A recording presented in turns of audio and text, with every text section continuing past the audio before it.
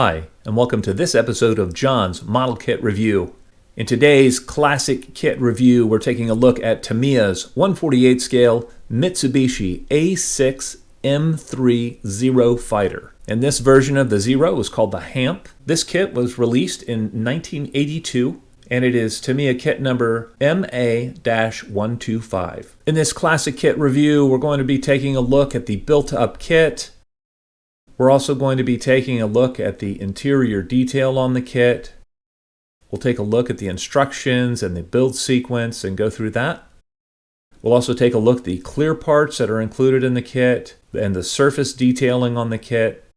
I'll talk about any modifications that I made to the kit to improve the accuracy of the kit and the detail. I'll also talk about any aftermarket parts that I used on this build. And we'll also take a look at some of the smaller parts on the kit and the detail on those, and I'll give my conclusions in the end. In this review, we'll be attempting to answer the question, with all of the more modern Zero kits out from Hasegawa and Tamiya and Eduard, is this classic kit still worth building? I really had a lot of fun building this kit, and this is one of the kits that really put Tamiya on the map as far as accuracy, as far as an easy to build kit, as far as a kit that fits together well, and that has good detail for the limited parts count that's in the kit.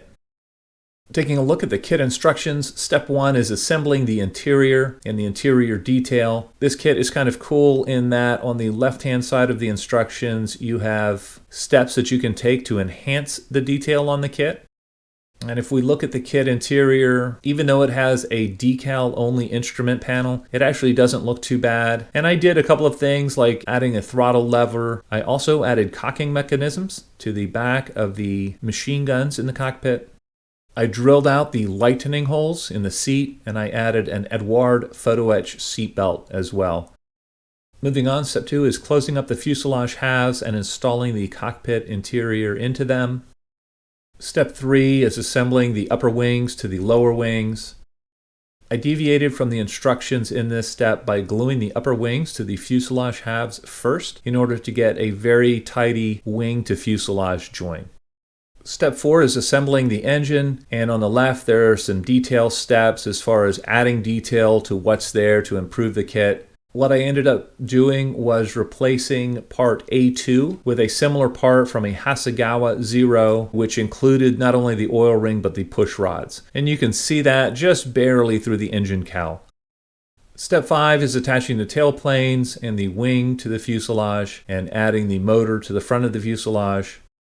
The fit on everything was really good. I didn't need to use putty on this kit in any spots. Step six covers the landing gear, and again, you have some more detailed guides on the left-hand side. And we can take a look here. Really, the only thing that's deficient in this area is the wheel well detail. It looks like they just added some busyness, but it's not actually representative of what's on the real aircraft. Step seven covers the installation of the main gear, the belly tank, and the tail wheel and the tail hook, and the oil cooler inlet. Another thing I did to enhance detail was add a piece of plastic card in the middle of the oil cooler inlet to represent the flap that you could open and close on the real aircraft. Step 8 just gives you the option of building the plane with the landing gear retracted. On the side you can see the pilot figure and some ground crew figures, and just for fun I painted and detailed these with the kit. Step 9 covers the engine cowling, and you can pose the cooling flaps open or closed. Step 10 just covers the installation of the cowling, the prop, and the clear parts.